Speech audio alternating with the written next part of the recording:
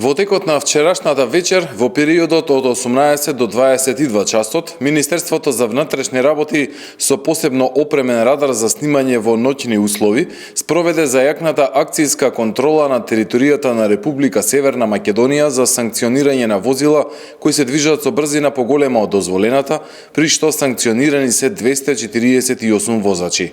Од нив, 20 возила се движеле со брзина над 50 км на час повеќе од дозволеното, а 6 возила се движеле со дури над 70 км на час повеќе од дозволената брзина. При тоа, 136 возачи ја пречекориле брзината во населено место, а 112 надвор од населено место. Засилените акцијски контроли продолжуваат и во наредните денови. Апелираме до сите учесници во сообраќајот да ги почитуваме сите заеднички сообраќајните правила и прописи и на тој начин сите да придонесеме за подобри, посигурни, но и побезбедни патишта низ државата.